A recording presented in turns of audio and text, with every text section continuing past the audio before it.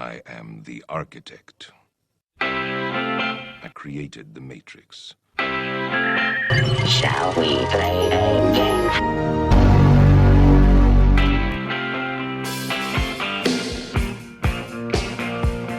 I honestly think you ought to sit down calmly, take a stress pill, and think things over.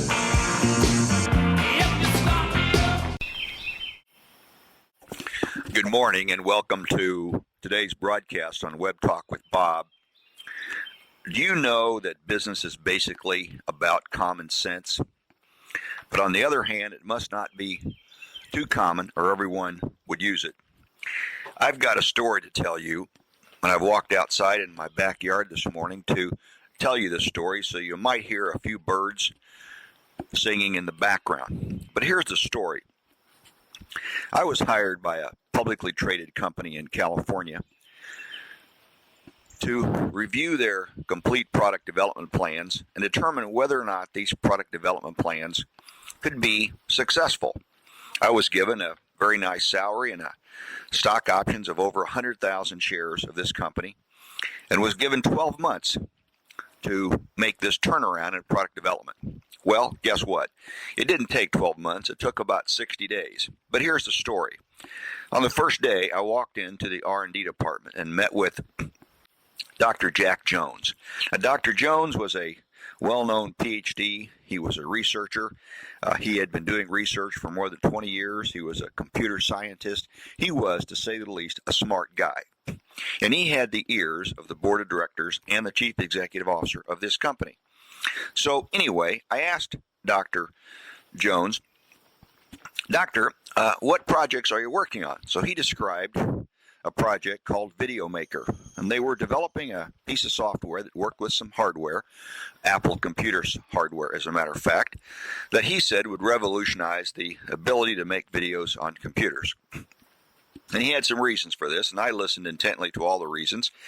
And he explained how hard they had been working on this project. It had been over 3 years in the making. There had been over 15 computer scientists working on it.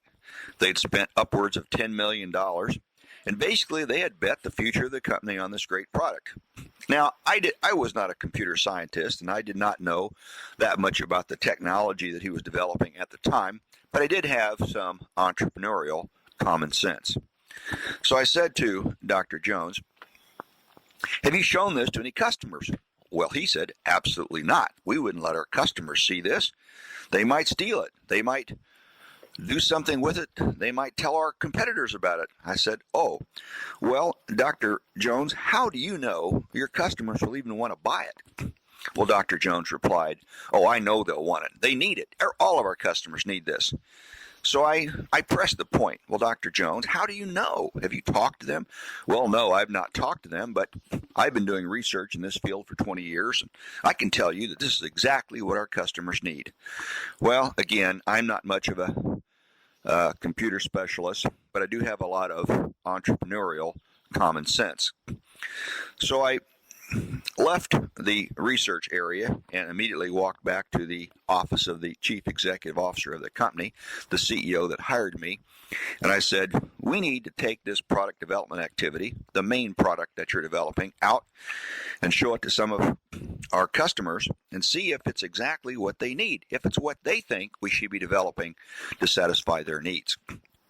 Well, to make the long story short, after some discussion and some heated arguments with Dr. Jones, we did identify 10 customers that we would reveal the product to.